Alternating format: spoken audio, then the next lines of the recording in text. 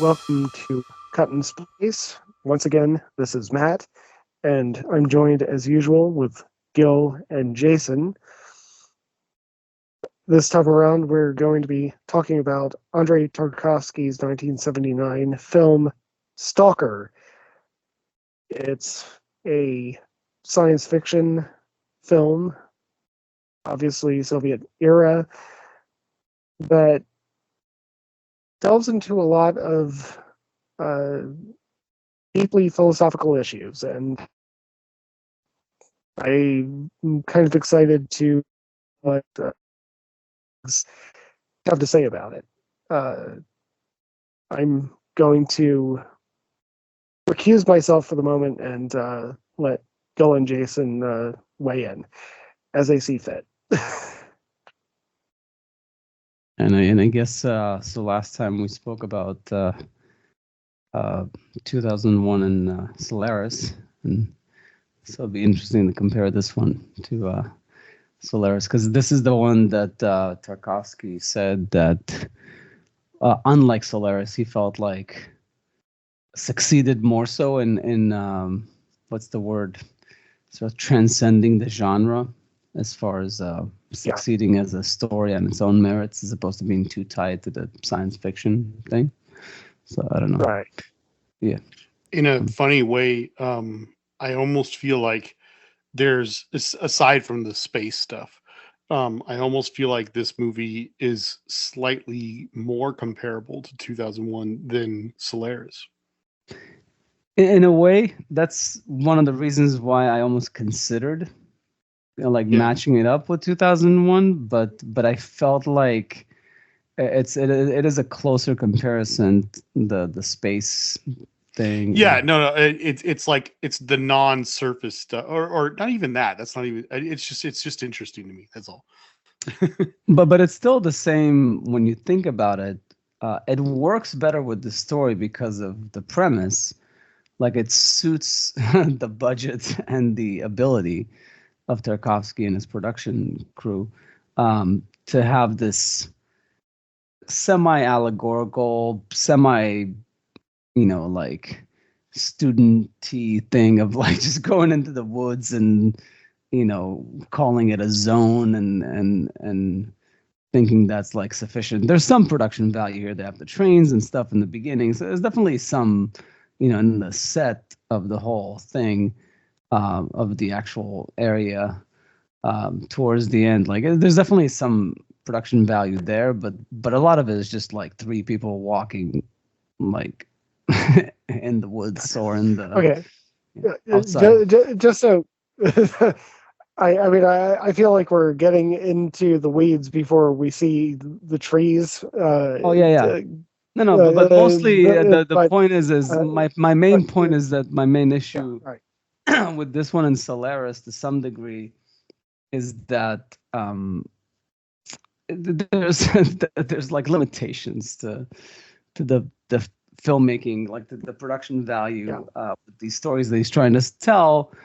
But I still find it admirable, and he definitely succeeds more so here than in Solaris because the premise lends itself to be low tech, unlike Solaris. So that's the main thing. The only thing that I was saying is that if anybody's listening, they might not know even what the hell the movie's about, or or anything. So like there should be a basic. This is set in an unnamed country in an unnamed year. Like, we don't know how far in the future it is. There's a mysterious impact. They call it an asteroid. It might have been something else. Did he say but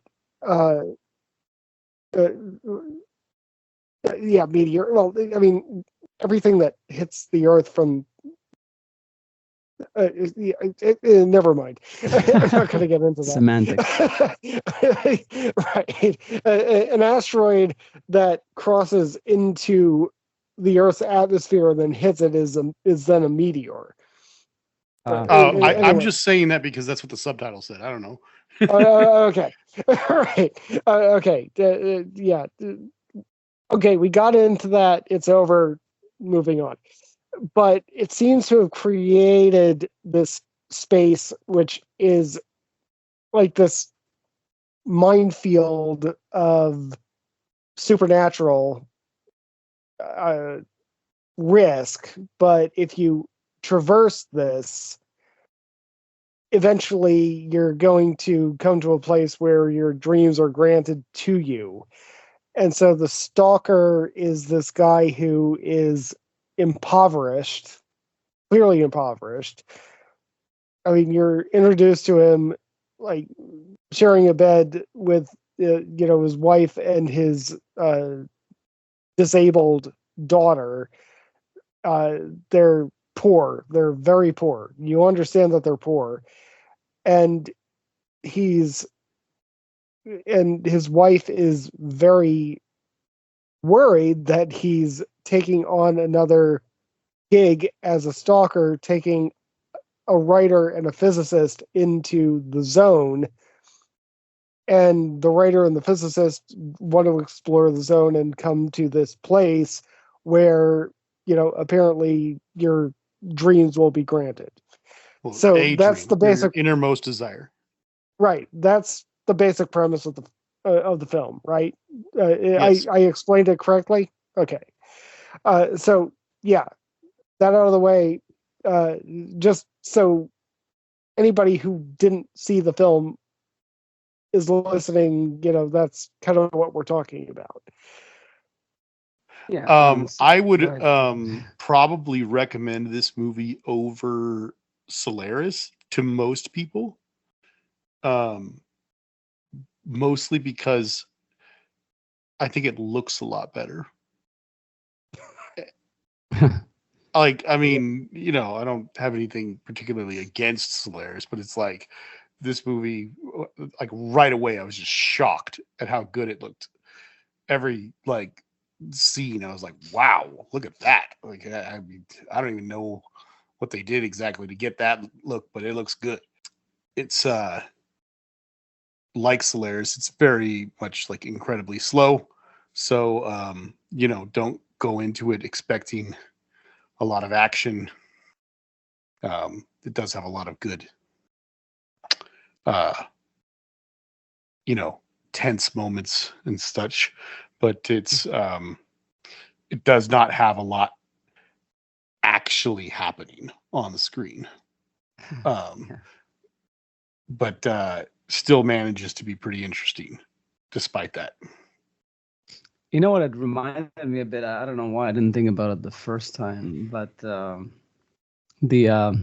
movie, Annihilation. So I was thinking about that movie throughout the entire film.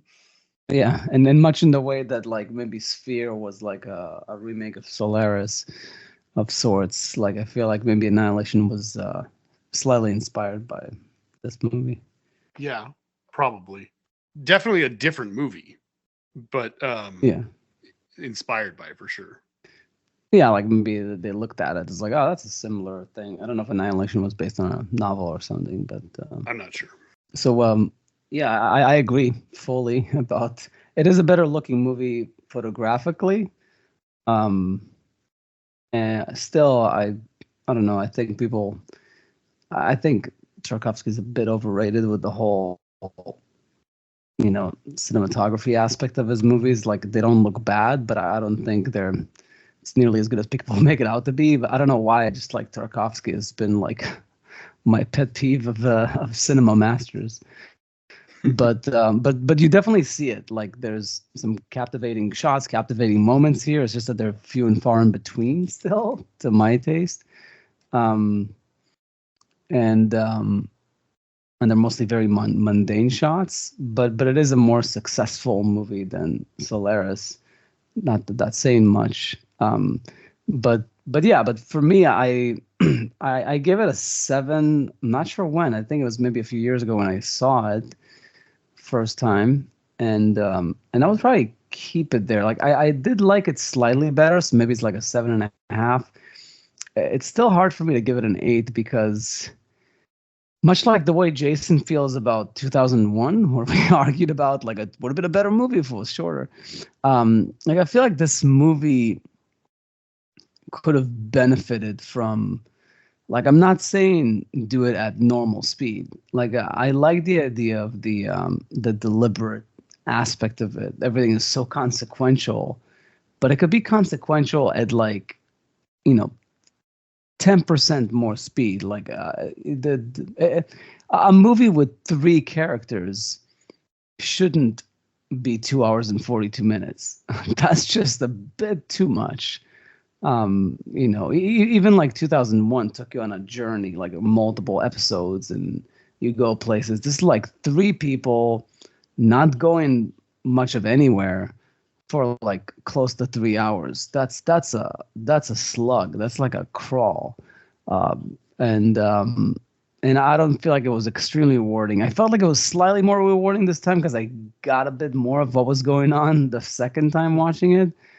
But still, I didn't feel super satisfied in the end, and maybe that's why I give it a 7. Like, just good marks for mostly having a good concept, good, roughly good execution, but nothing out of the ordinary, like extraordinary. Like, that's just my take on it. I'm glad you said it, not me. Yeah. No, and I like slow movies. I think it just depends. Yeah, I think a lot of it just depends I do too. on how it's done. I don't have any problem with how slow it is really on the surface. I felt like I needed to say something about it, and I felt like it was just going to be like retreading old territory like we did last time we recorded. And I'm like, oh, good, Gil said it, not me. No, and I think it's all in how it's done. And I'm not saying there's definitely more tension here, I think, than Solaris. Like there's some, and we'll get into them, I guess, but it's just like few and far in between. Yeah, and I don't know. It's I like. There's the beginning a little bit tense because they're trying to get into the zone and out of the thing. And then like towards the end, but the middle part was just a lot of like philosophizing, and and I like movies that philosophize. Like Bergman has a lot of philosophizing in his movies and stuff, but he doesn't lay it this thick. And again, I go back to the things like Tarkovsky is this like visual master, but they don't stop bullshitting the entire movie. I mean, like. I didn't see a tremendous amount of visual storytelling here, and he's supposed to be the poet of cinema, So I don't know. It's I still appreciate it. I'm glad this movie was made, but I'm just still on the fence. I think Andrei Rublev is his best movie, and it seems like something I saw online recently. A lot of people agree that it is, and I think from there on it was just kind of like dipping a bit, but people say he's like one of the best ever, so I can't argue with people. It's a matter of taste, but yeah, I don't know why I've never gotten on the Tarkovsky train. I find it very amusing to some degree. I don't know what it is. Yeah, but I guess before we get to Matt's take, I'm sure it'll be slightly different. Like, what would be your rating, Jason? Okay. I don't know. It's probably worth mentioning that I just finished watching this 5 minutes ago, so I'm still trying to sort of process things. I don't even remember what I said about Solaris last time, but I think that this one was a little better. But yeah, it's kind of hard to say. I mean, I kind of want to say 7, but I don't. I kind of need to like think about it all, and I have questions. So I don't know. Maybe I'll feel better when I have thought about it and kind of mold it all over and stuff like that. But that's sort of my general feeling. You're like open to revising it. Absolutely, yeah. I mean, like I said, it's all just very fresh in my mind right now.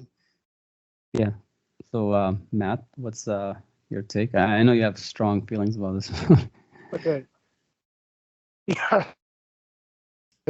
Talk about the like the pacing and everything. In the film's 161-minute runtime, there are a grand total of 142 shots.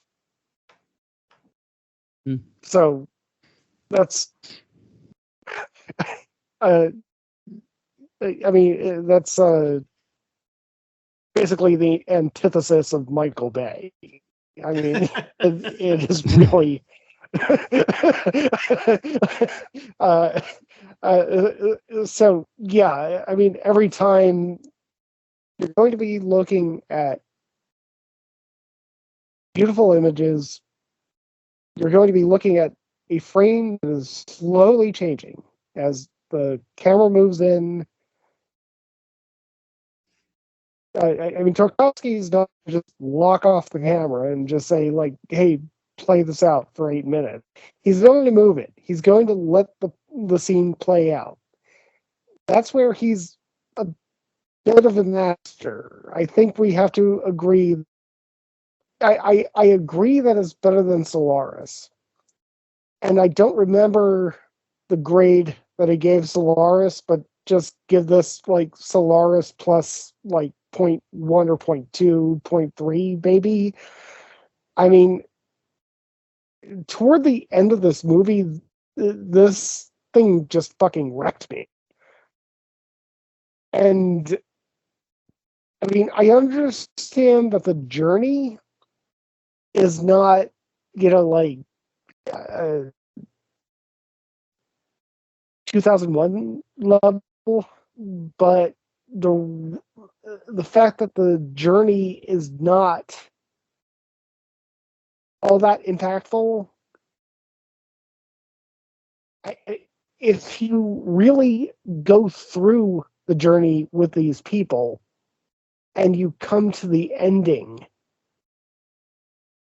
you understand what the ending might really rip your heart out. So yeah, I'm somewhere in the nines here. Yeah, I was interested by the fact that like watching it a second time, I don't know if I just forgot what was going on in it the first time, but I did feel like I got a bit more of it the second time around, and I think that that's like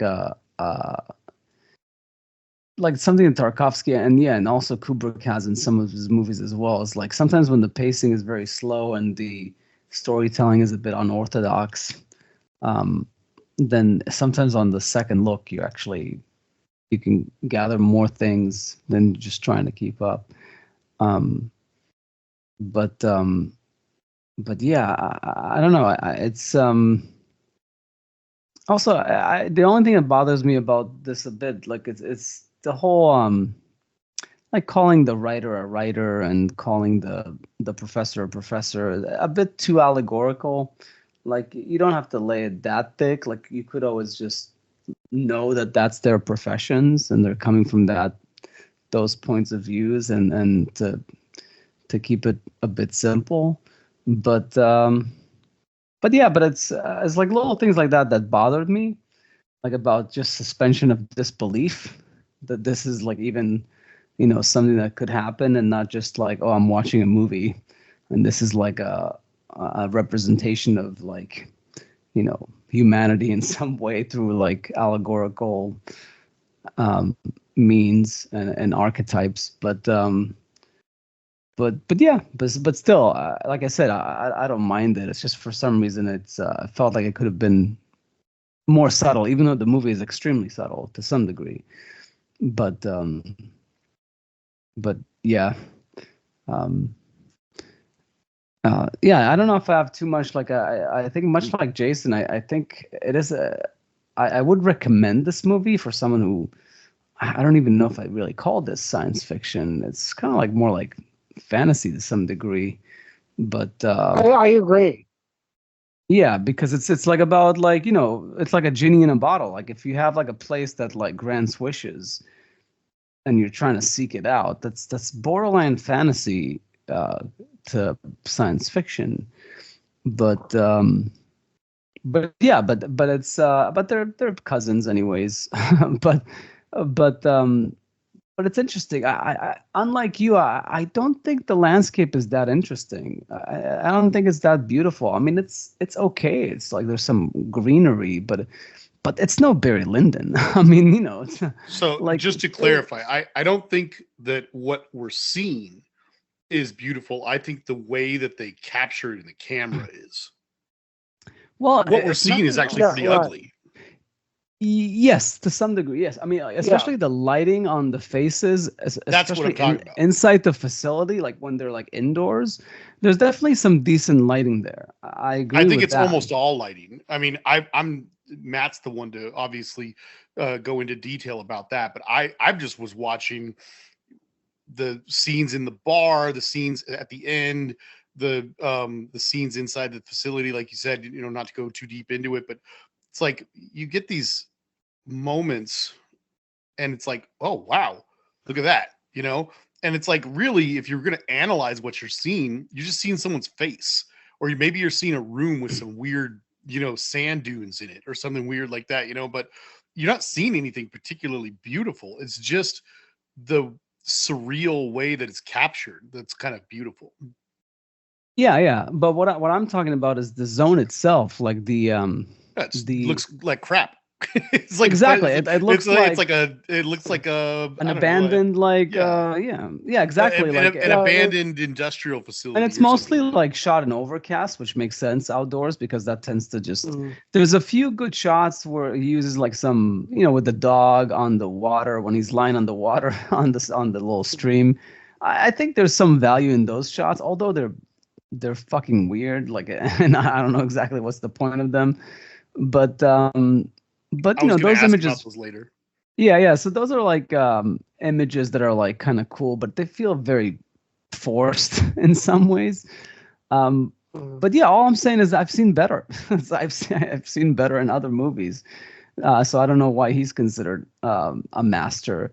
I just think that he's adequate. Like, yes, he is like he's got a good eye, and yes, there's some of the lighting there is pretty good, but and even the moving shots, some of the moving shots like that go forever, like along the stream and stuff. It's kind of cool to some degree. They go a bit too long, and yes, what you're seeing is actually kind of ugly, but he's photographing it in a beautiful way because it's like with motion. But I just don't know. Like, I don't know. I just think like I've seen better tracking shots, like of nicer things or more interesting things. But then again, that's him. That's what he does, and I still found value in it. It's just that I didn't think that it's tremendous, and I think he spends too much time on certain things. But like Matt said, maybe that statistic about having less shots than minutes in the movie is kind of like what Kubrick did with 2001. Is the whole idea of like if you're making something that big of a crawl, it creates this like trance-like meditative state that you're watching the movie that like maybe it digs deeper into your soul in some subconscious way that it wouldn't if it was just like moving along at normal pace. So I can admire that aspirational part of the movie. I just think that it could be done with better content, like with better stuff fit in, like a Bergman movie. Bergman movies move super slow, but they're still about an hour and a half, and there's always good, dramatic humanity, like human, like content in every image, like a face, an emotion, a line of dialogue, like things that are like, yeah, but that's just me. Like Bergman is basically to me what I think what Tarkovsky is to a lot of people is that like he does all these like slow moving shots and he's even heavier on the dialogue because he's kind of came from like the playwriting background. But a lot of his movies are extremely visual, but there's human drama in them. Where here it's just like it's not even Terrence Malick naturey stuff. It's just mundane stuff that like doesn't always like really land. But maybe it's just these particular movies. Maybe if I go back and revisit his other movies, maybe there's more interest in them. But I just don't get any profound sense of like understanding of humanity or human drama in his movies. I think they fall kind of flat. Like you'll get some things intellectually from them if you put the whole puzzle together, but it doesn't amount to anything tremendous like some of my favorite filmmakers, like a Fellini or like a Bergman or like a Kurosawa or some of those other big ones from that period. That's just my opinion. For me, he's the most minor of the ones that are considered masters of like the 50s, 60s, 70s, like that period of time. But it's just what filmmaker wouldn't be flattered to be called the minor of the masters? Yeah, exactly. But to me, you know what Tarkovsky is to me is what Scorsese is to Jason.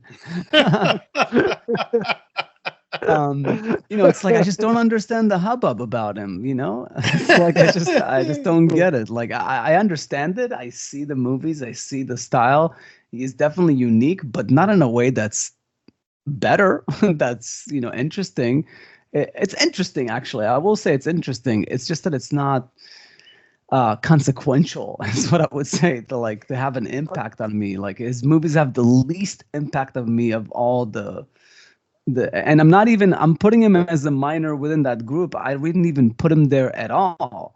Like I would put him in a group of like a second, third tier filmmakers of that period. Like I wouldn't even put him in the same place as like those other filmmakers. But I think he's a constant to some degree, just because of his style. That I think that's why people clung onto him and they said like, wow, like nobody makes movies like that. And maybe that's a good thing.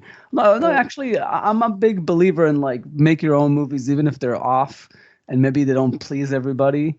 Like Wayne said in Wayne's World, like Led Zeppelin didn't always write songs that everybody liked. It's like all about like just make your art, and whoever you connect with, and that's admirable. And I respect that completely. I just I'm also allowed to have my opinion about it. But yeah, I'm always going to be glad that this stuff is out there. So just out of curiosity, like I mean, Gil, you alluded to,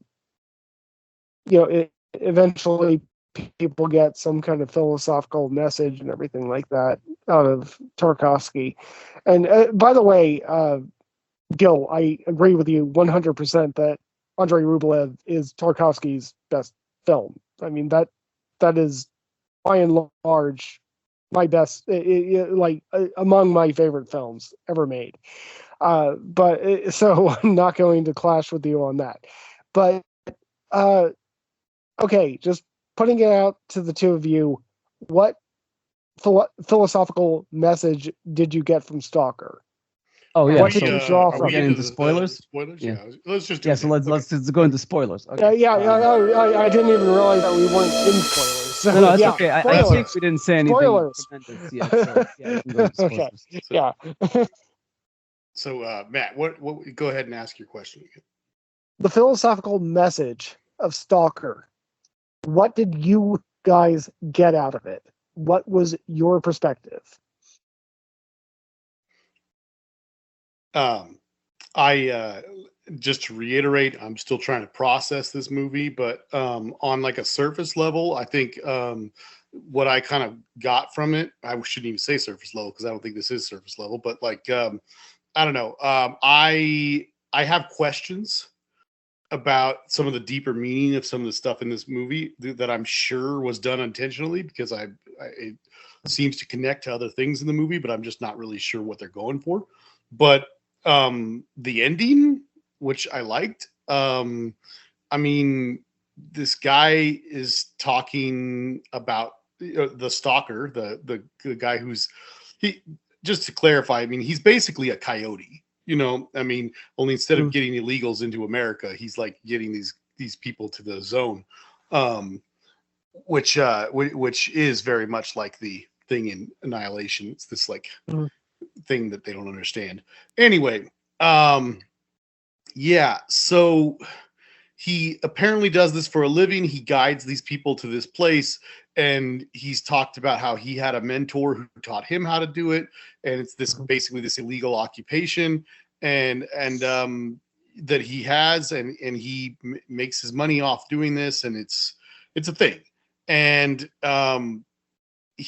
after this, they don't really say exactly how many times he's done it or how the other ones have all turned out, but he takes these two people to essentially the genie, that this doorway that's supposed to, this room that's supposed to reveal or deliver their utmost desire, and none of them go in, at least as far as we could see.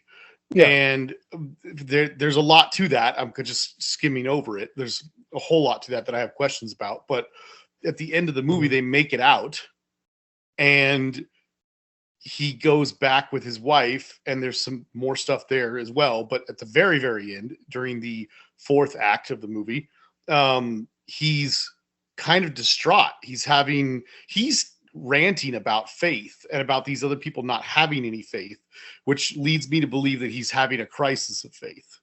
And he's kind of talking about, I'm never going to do this again, and everything I've been doing is for nothing, and kind of that kind of thing. And his wife is consoling him and whatever. And throughout the movie, there's 2 or 3 moments where they talk about how these stalkers tend to have like mutated children and stuff like that. So they talk about how they say she has no legs, but she does have legs. She just is crippled. She can't walk without crutches. And there's some stuff with the mom doing a fourth wall break, which I wanted to ask you guys about. But the very last scene is the kid, and there's an implied sort of like telepathy thing where she's moving glasses across the table. So in that sense, I think that's what the movie's basically saying, is something about faith. They never reveal, just like the rest of this whole movie never reveals anything for certain. It's all very cryptic, but there's at least an implied moment where it seems like she's moving the stuff with her mind, which of course would sort of in a way kind of mean that she can't walk, but I mean, I guess that she's capable of doing things, and maybe that all the stuff he's been doing, resulted in that maybe somehow. So I don't know. I think it's trying to say something about faith and the nature of faith and how that relates to us as people. Yeah, and I think that's also what I got from it this time that I don't recall if I got the first time. Like I think the first time I got the sense that there's like that there's obviously the writer and the professor, and they're like playing the two sides of creativity and oh, that's good. I didn't even think about that. And science, like science and creativity.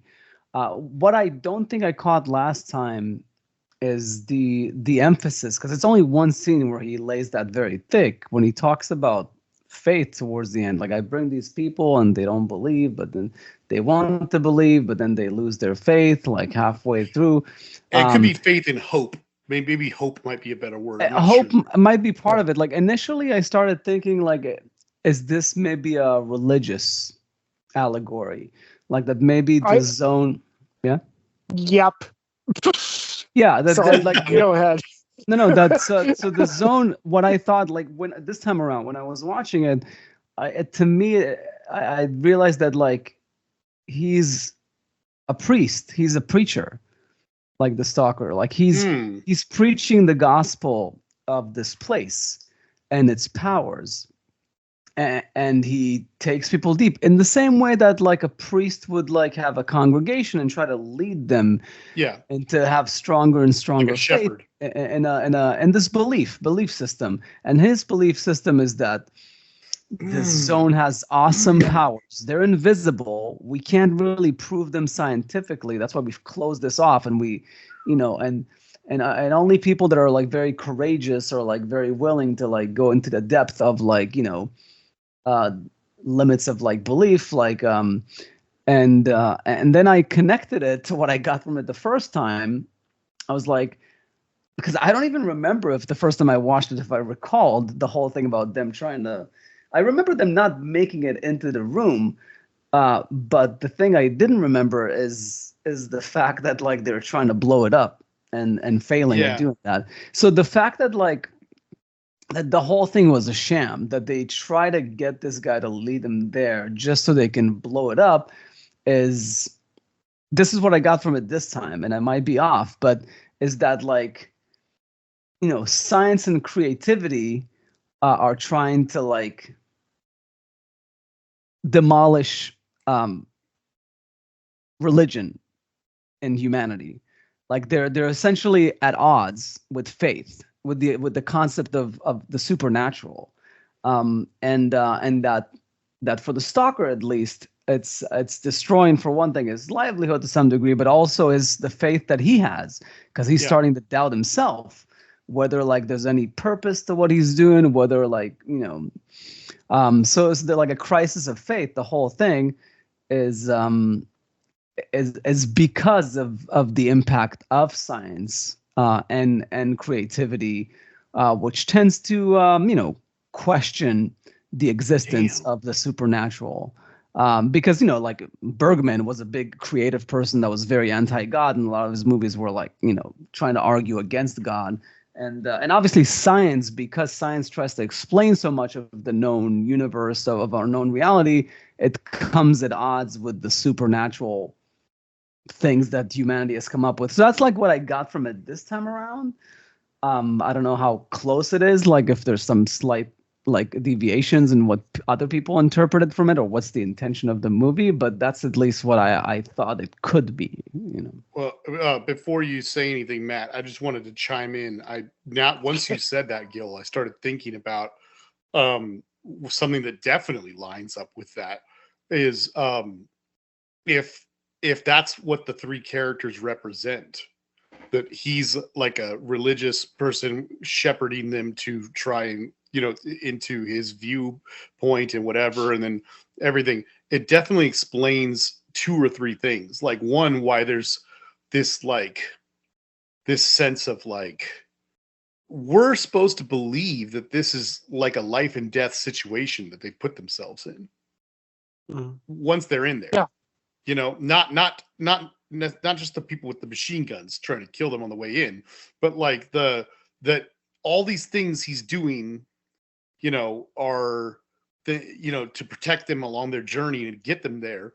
And from their point of view, they get very frustrated with him, because I think you're definitely right on target with that, Gil, because one of the questions I was going to ask you guys is, or not even a question, just mention, was that it frustrated me that I get that maybe they didn't have the biggest budget in the world, but I was like, it's frustrating that they're in this thing and there's no moment where we confirm or deny the supernatural aspect of what's around them. You know, he's doing the thing with the nuts, the large machine nuts, and the handkerchiefs and stuff to like guide their way. But like, from the point of view of the other two characters, they could be like, well, this guy knows what he's doing, we're gonna follow him. But at some point it's like, geez, do we have to do this? Like, why do we have to do it the way you're saying? This is like, can't we just walk to that door?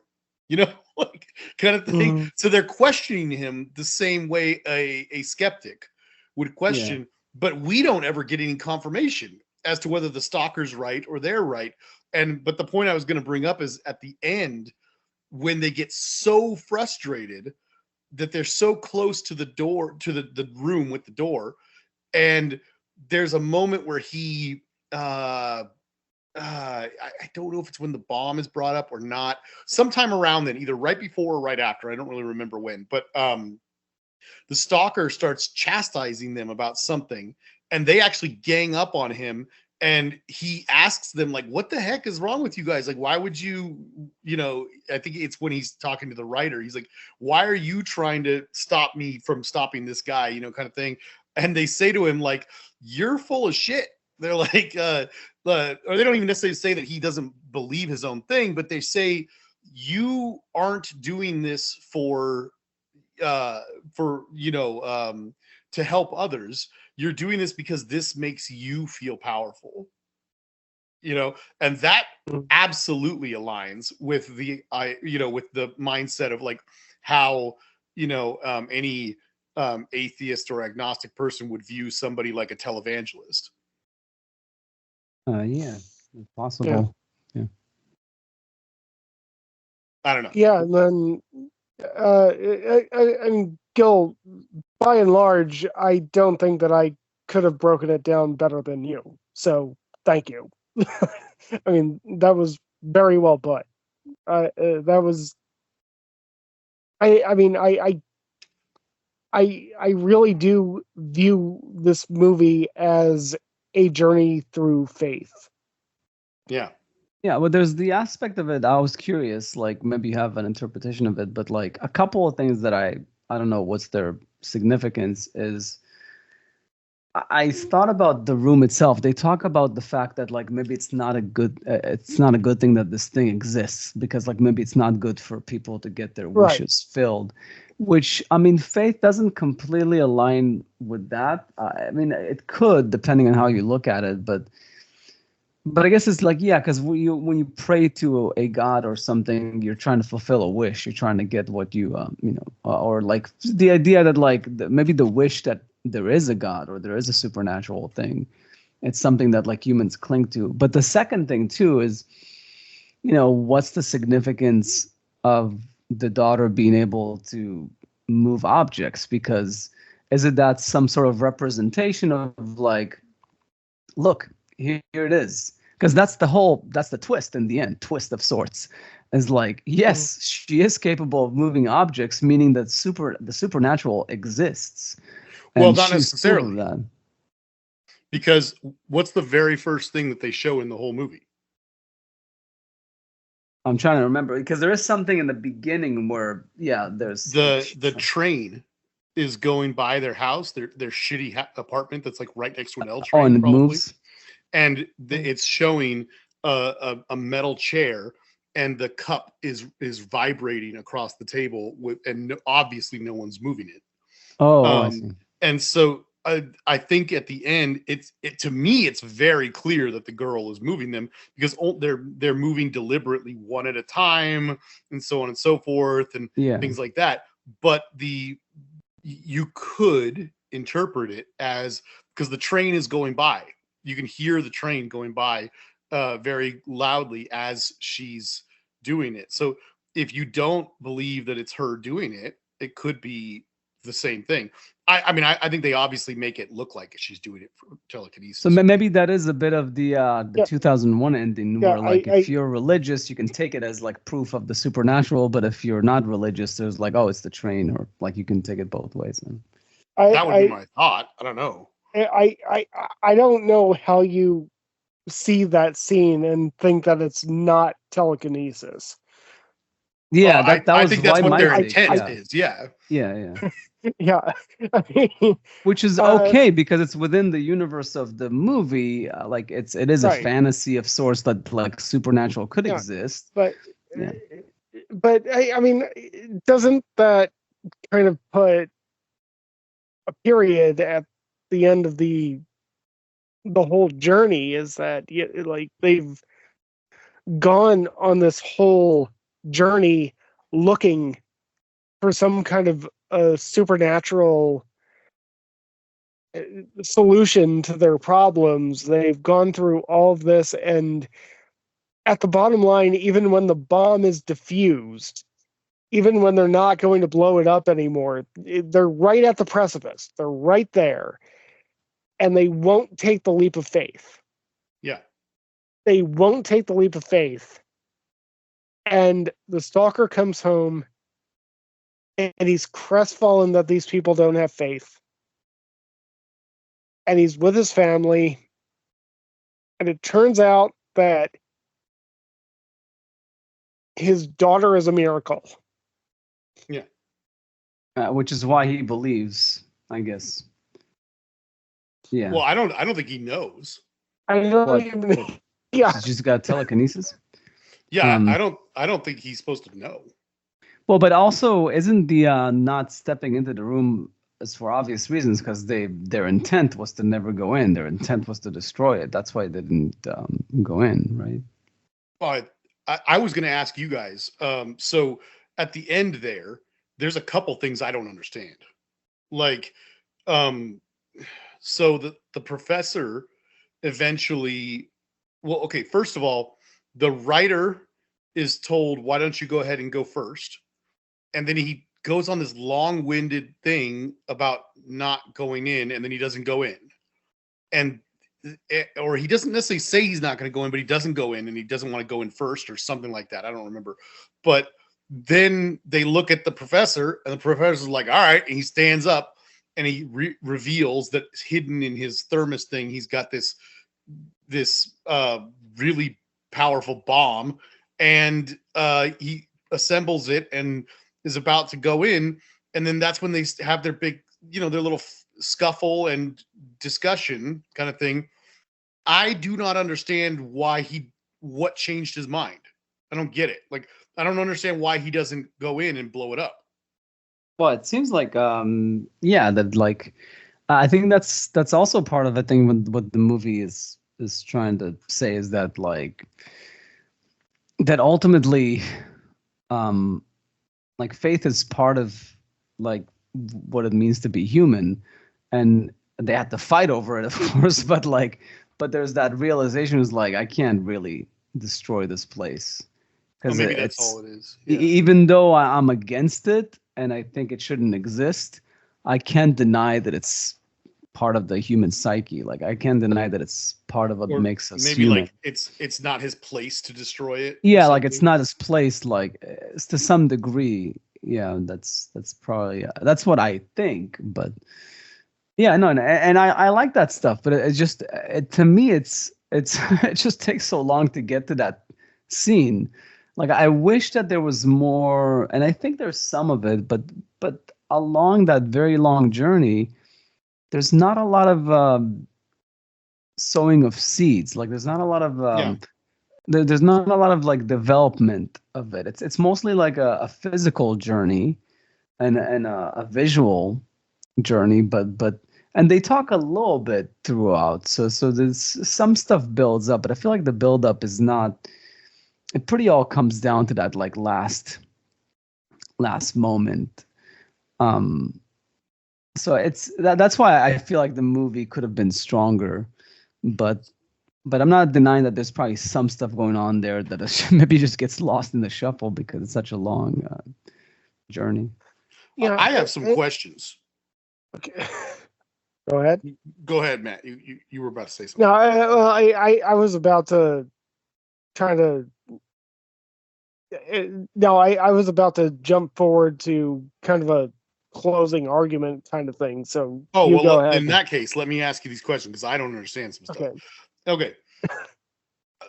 Clearly, there is a sort of Wizard of Oz-esque thing happening here, where part of the shorthand of what they're doing to describe the world being this awful place since the meteor fell, which I think they say 20 years ago. So it's like the world's been degrading like this for a long time. Yeah. But everything outside the zone is in a pretty obvious sepia tone. Yeah. And then when we get into the zone, there's this incredible relief of like, oh, green, blue skies and green, even though, like we just said earlier, it's not like we're looking at anything beautiful. It's pretty ugly, but it's a relief to the eye, and everything more or less inside the zone is shot that way. Then when they return, it's once again sepia. However, there are 2 or 3 scenes that break that trend, and I don't know why. I'm not sure what they're trying to say or if they're trying to say anything. If they're not trying to say something, I think it's a pretty big mistake. But in the middle of their journey, there's this one shot that of the dog approaching them or something like that in my least favorite scene of the whole movie, where I don't understand why, but for just like 3 seconds, the thing goes from the way it normally looks to sepia again. Then it cuts to one of the guys and we're right back to normal again. Like, don't understand that. But then also when they go back to when they make it back out again, they're back in the bar, and the wife comes to fetch him, and there's a scene of her and the child getting ready, and it's all in sepia, and then they're at the bar, it's all in sepia, and then when they walk out of the bar, it goes back to normal again.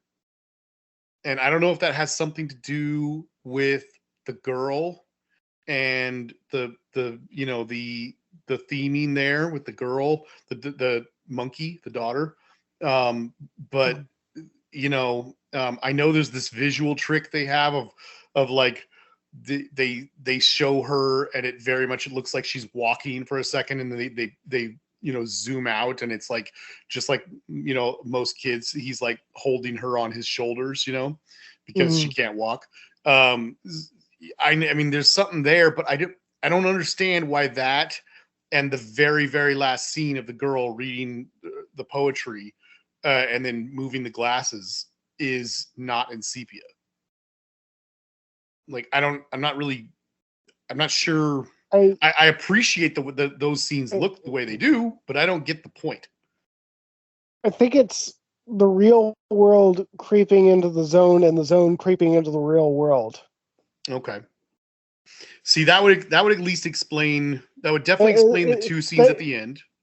That's the most basic way that I can explain what my impression is. The zones creeping into the real world definitely makes sense with those two scenes at the end. If the dog and that one scene is the real world, because the dog was a representation of the zone in some way. Yeah. No, but I mean, once that first scene I was describing where they've been in the zone for a long time, there's this brief moment where it's sepia and then it goes right back to it again.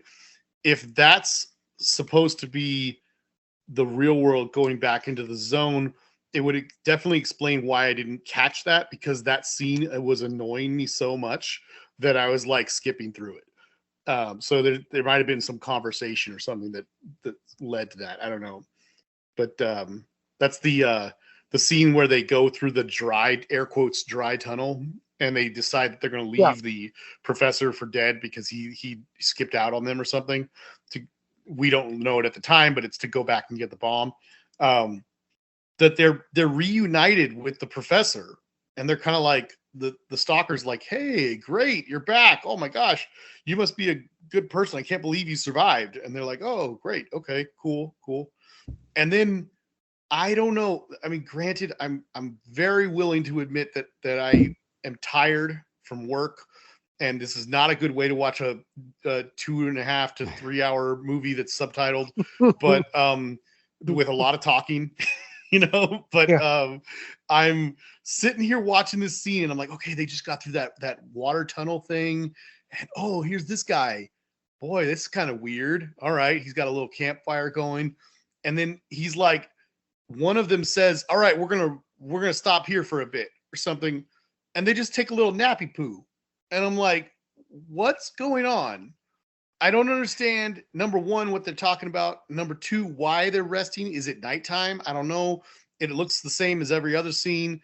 And it's like the way that scene is shot really frustrated me. And I don't know why they did it, but there is no master in that scene. There's no master in a lot of these scenes. Like, they don't go to wide shots. There's like so much of it is like close conversations and like over the shoulder stuff.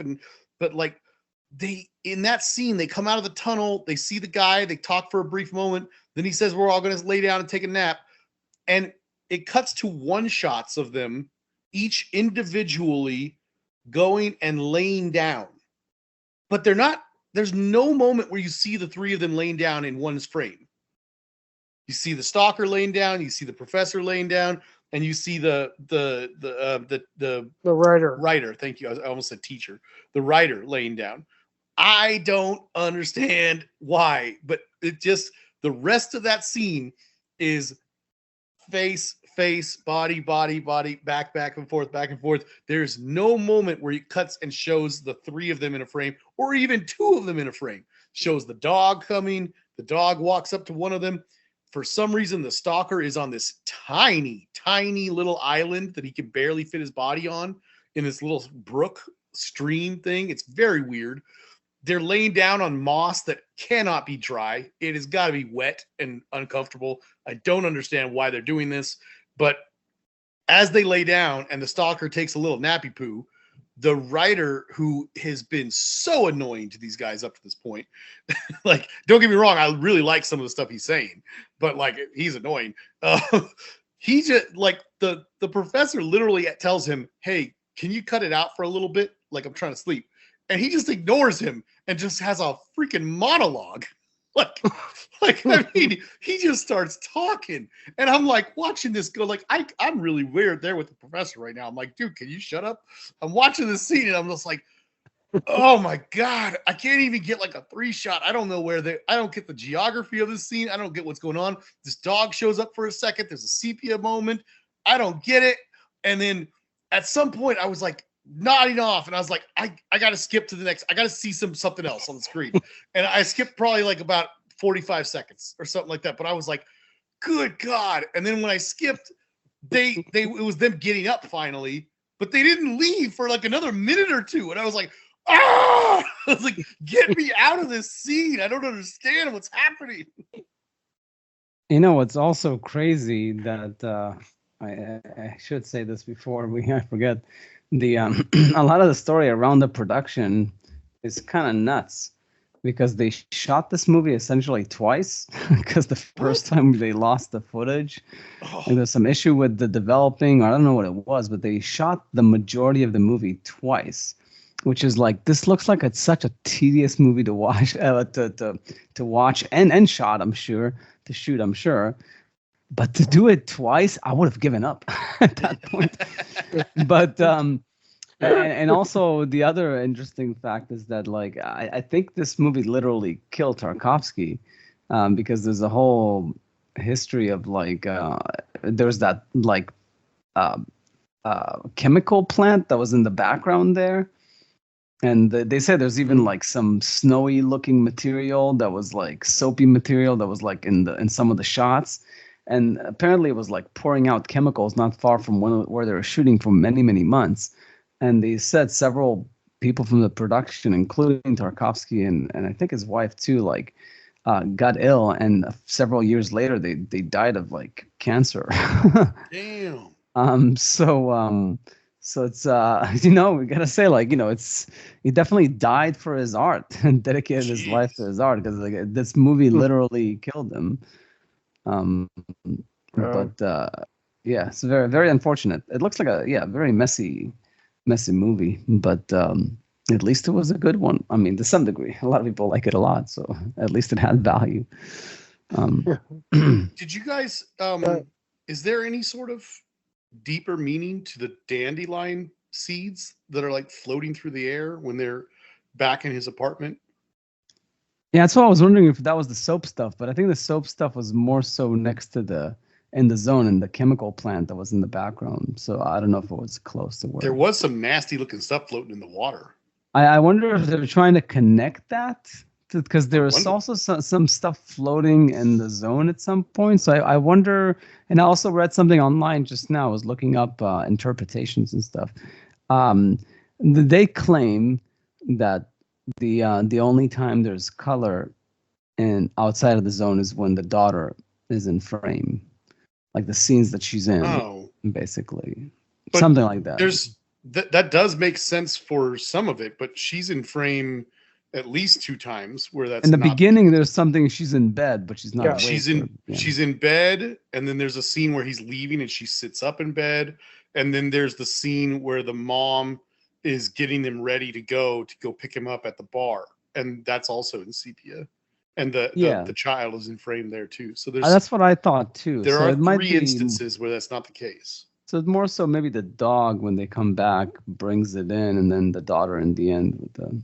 But the any dog only case- isn't in frame in the last shot. I mean, it is making noise when she's Yeah. moving the glasses. Like but- she's there, like he's there. Yeah, like his presence is like he's felt. But talking about the dog, I wanted to mention something real quick. This does not have anything to do with this movie, really, but just because I know that this is like a movie made in a foreign country and in the 70s, and you know,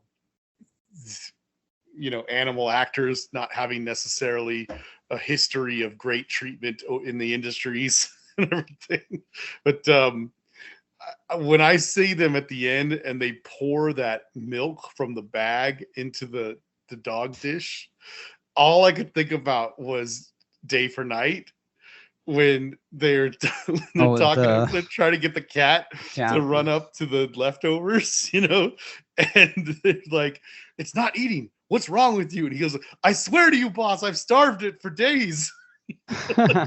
this dog runs up, just goes like, it's just like gobbling up this milk like it hasn't been fed.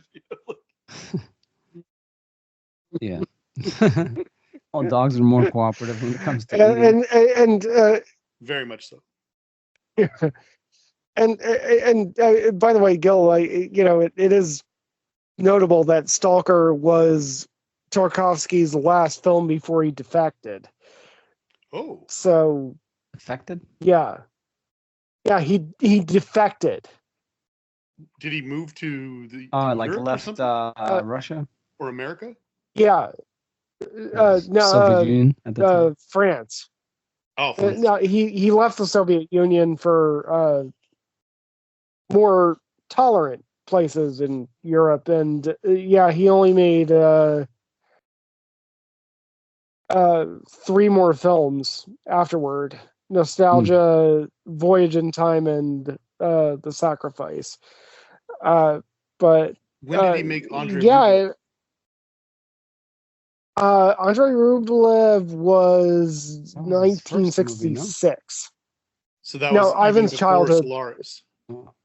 Yes, Ivan's childhood was his first like real like feature film.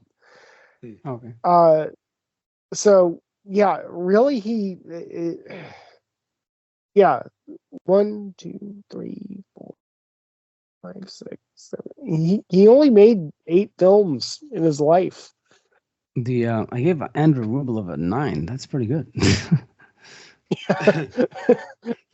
I wanted to say one or two quick positive things that I don't think they have much to do with story, but just we already talked about a bunch of the things I liked, like the camera work, but more particularly just the lighting within the camera work. But I just want to say, there's something to be said about. So I don't know. I complained when we watched Solaris, and it's a complaint I've had about a number of other movies as well in the past. But I think especially when you're dealing with a movie that has either like a sci-fi or fantasy aspect to it, where it's supposed to be the real world that we live in, but something's different. I really think it's frustrating to me when there's this kind of thing that a lot of movies do where it's like, wow, we can just talk about it. Nobody needs to know the extent to which this is affecting the rest of the world, or we don't need to explain all the details of how this is going to go.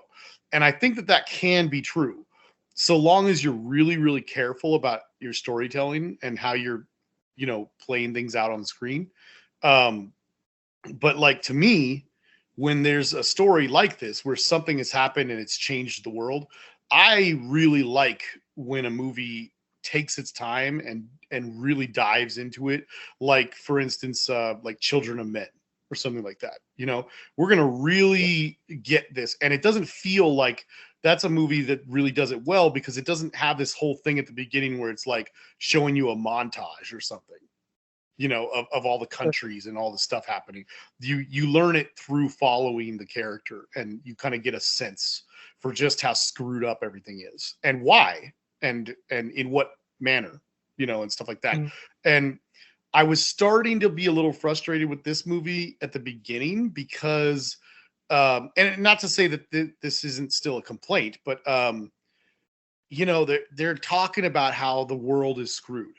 And they're talking about, when was the last time you met someone who was truly happy? And it's like, everyone's like, no, nobody's happy. It's all terrible. It's all dreck. It's horrible, kind of thing. And to me, I was like, yes, the sepia thing, the whole, Wizard of Oz aspect does play into that. You don't have to explain exactly why everything's so bad and just go into detail of just how bad it is for everyone, but because the visuals kind of just do it for you a little bit. But I just think it's kind of a shorthand. I do think the movie would have benefited just a little bit from something like that. It would have been less focused, of course. So there's a give and take to all of that, obviously. But I just, along those same lines, I wanted to say something really positive, is that like this movie, when you look at the way it's shot, especially like once they're in the zone and stuff like that, there's very little explanation to the visuals of what we're seeing. Like the guy, the stalker, is doing stuff and telling them they have to do it this way, but we're not really seeing like all the reasoning behind all of it. There's moments where like they're out in that grassy area and he's telling them that's where we're going, and he points off screen. We don't even get to see what they're pointing at, and he just goes, that's where we're going, and we're going to take this roundabout way to get there. And that's when they have that discussion where the guy complains and he goes, we could just go straight. I can see where we're going. Let's just go straight. And he goes, no, we have to go this way. I have to throw these little handkerchief things and with the nuts on them, and we're going to follow this path, and that's how we're going to get there safely. And they have this whole discussion of that. And the whole time I'm sitting there watching going, can I see what you guys are seeing? Because I don't see it. It's not until the next scene when they're closer and finally you're like, I guess that's what they must have been looking at, because we don't get any big shots to see it, and I just feel like you could have made this movie entirely that way, like super low budget, where everything's tight and we're making use of the physical environments to make it look more messed up than it actually is, and so on and so forth, selling this story and whatever. And you could still make a successful movie with it. But in terms of like, one thing I loved was the entire sequence. As soon as the actual journey begins, they leave the bar, and there's no heist moment where he sits them down at the bar and goes, here's what we're gonna do, and here's the plan, and then like a almost in like a Ocean's 11 sort of way. There's nothing like that. And it's fine, because the next sequence is so good with the Land Rover. I was like really happy once they get in that Land Rover and they start showing these scenes, because I was like, as far as visual storytelling, I thought that was like one of the real strong moments in the movie, because there's no explanation going in other than to say that at the beginning, there is this thing called the zone. It's the zone around where this meteor fell, or so we believe. And it's been walled off, and it's become a militarized zone, so nobody can get in or out without permission. And these people sneak people in like coyotes, and I'm like, okay, so I got questions right away. If I was watching any movie like this, I'd be like, so why can't they get in? What kind of security are we talking about? How are you actually going to get in? Why are there ways for them to get in? There's all these things, and they don't have to have a scene explaining it. They get in the Jeep. It's tense. It's exciting. They start driving through this terrible looking part of town, and right away there's some instant conflict. There's all these like little like white helmeted officers riding around on their little Gestapo bikes, their little sidecar motorcycles.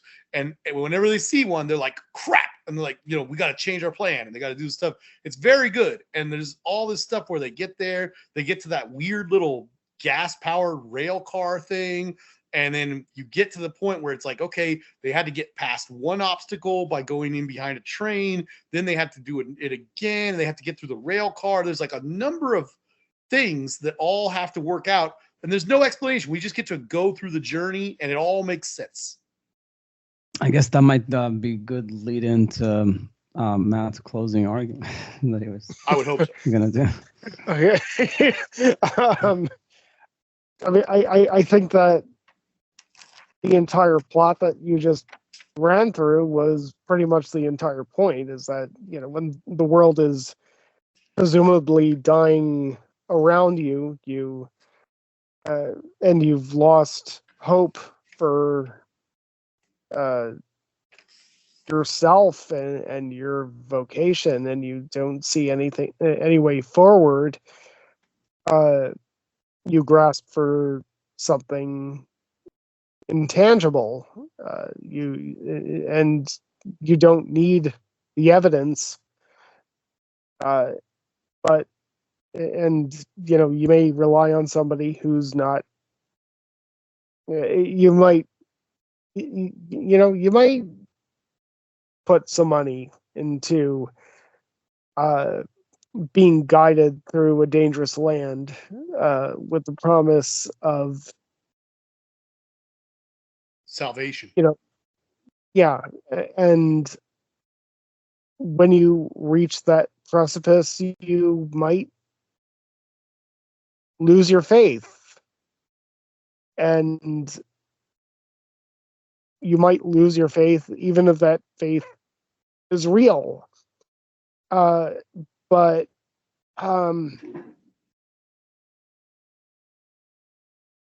I mean, I will have to say that, you know, again, I'm biased. You know, like, I've had an obsession with Soviet cinema and Russian culture for a long time, like a really weird one. Uh, uh, hell, I own an AK-47 now. But, uh, I, I mean, the thing that I love about Tarkovsky, and I mean, this really came to the precipice at Andrei Rublev, but Stalker came to me as a close second in his work. Just understanding that Tarkovsky was working under a dictatorship that would, you know, I mean, in most cases, if you were trying to make a movie that had any kind of religious undertones, any kind of faith undertones, any kind of, you know, like, you know, I believe in anything greater than the state undertones, would fucking kill you. And the guy managed to make Andrei Rublev and Stalker. Yeah. Yeah. I mean, bravo. Yeah, it's like the opposite of Bergman in some ways. right. Because I can only imagine Sweden was, I mean, maybe it was already kind of becoming more secular by the time Bergman came around, but it used to be a very, very Christian country. So I don't know. Might be like a bit more transgressor, like to make a lot of anti-faith movies. Yeah. But yeah, I mean, I think what we get out of Stalker is a path of faith, and yeah, and the path of faith and the path out of faith is usually pretty slow, and it's methodical and painful and confusing, and yeah, you eventually come to an end of that journey, and people choose one path or the other. Fundamentally, I see Stalker as the slow path through discovering faith. And wherever you end up on either end, it's a slow, laborious process. And where you end up, wherever you end up on this path, on this slow, methodical, painful path that most of us go through in regard to faith or disbelief, we usually end up on one side or the other. And that realization is usually painful. And we all generally die not knowing whether or not we were right.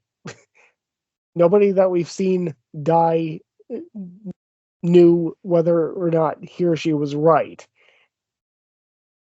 We don't have the answers. Stalker was bold enough to give us a little bit of an answer. I actually think I put it better the first time, but anyway. I'm sorry. It's not within my control. Yeah, I know. Matt, I think it's you pretty said that Stalker gives us an answer. It may not be the answer that we wanted, or something like that. Oh, okay. Yeah, okay. Yeah. Not the answer we wanted, but the one we needed. Yeah. Yeah. So, I mean, what is that answer? I mean, I think it depends on your view of the movie. yeah, I guess so.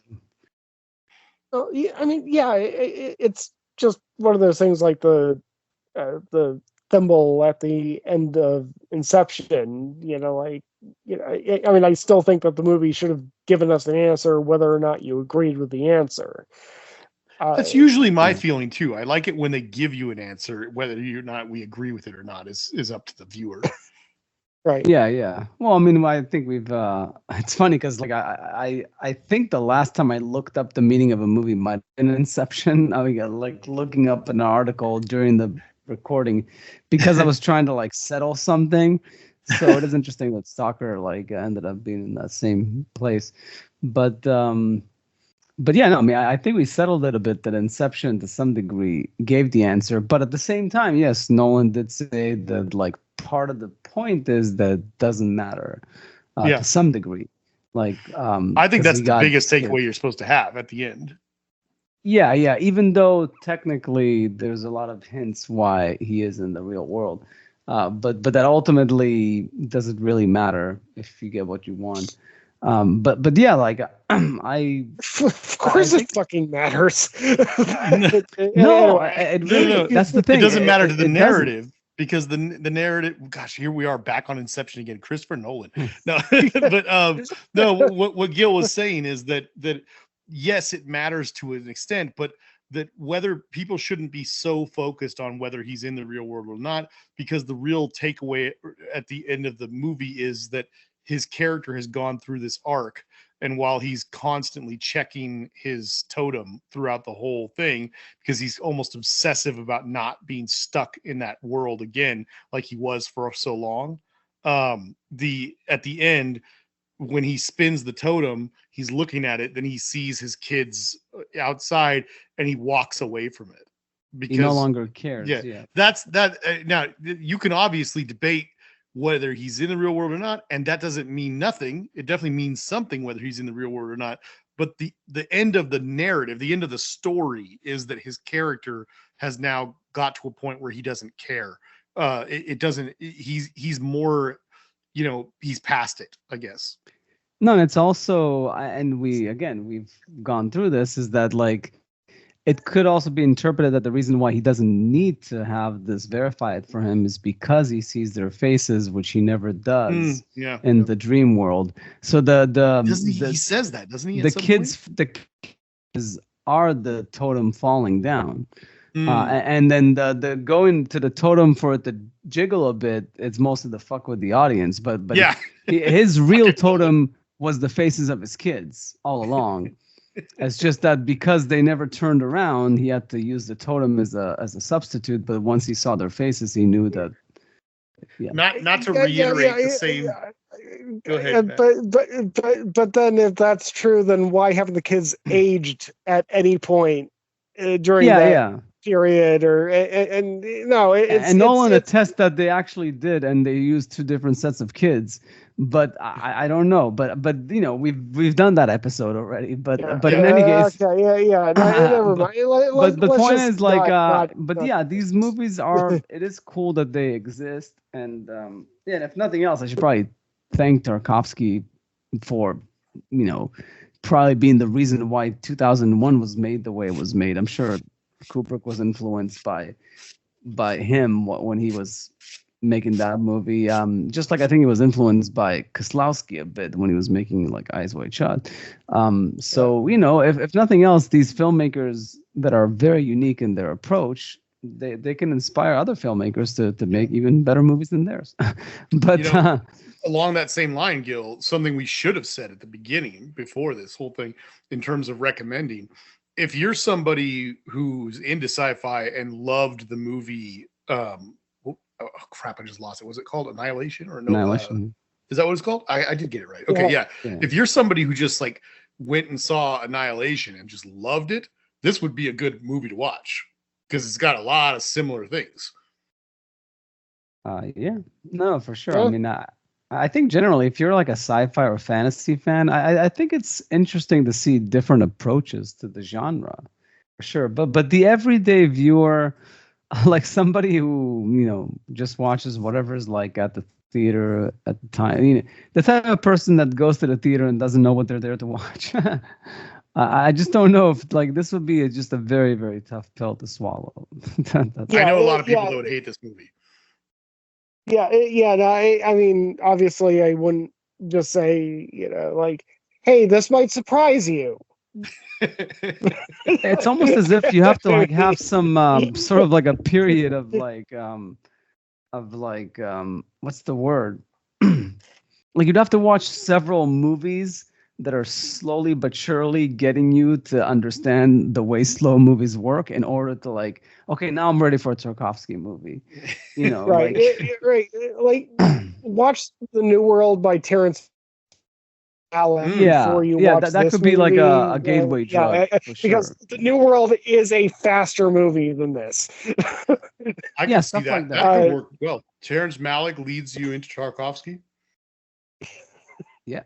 No, for sure, and The New World is one of his more accessible movies at that. Agreed. Yeah. Right. Anyways, but it's interesting stuff. I was curious to see like Annihilation if it was like based on something or whatnot, but I mean, it's written and directed by Alex Garland. I mean, no, but it's based on a novel. So. Oh, okay. I didn't know that. But yeah, I mean, well, if a sci-fi novel is based on this. Yeah, novel is from 2013, and it's like it's from a guy. It was like his first novel. It's called the Southern Reach series, a series of novels by American author Jeff Vandermeer. First novel, Annihilation, Authority, and Acceptance. Frank Herbert wrote one of the greatest novels of all time, and it was based largely or heavily influenced by Lawrence of Arabia. So it does work the other way sometimes. Yeah. No, for sure. It's ultimately that's all.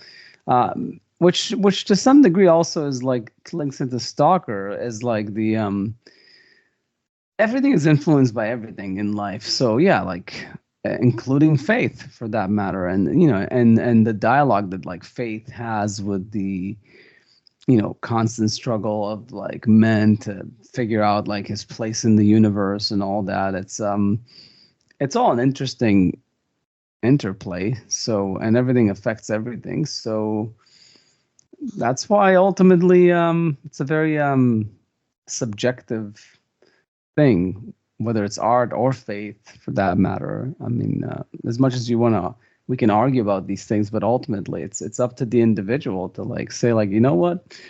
But the problem we have nowadays is that people take it too far, and then there's all these conspiracy theories and whatnot. It's like a bit too much like of like have your own faith type of thing. But it's just it's all part of the growing pains of being humans in a highly technological world, I guess. I don't know. Maybe they need to watch Stalker. Set them straight.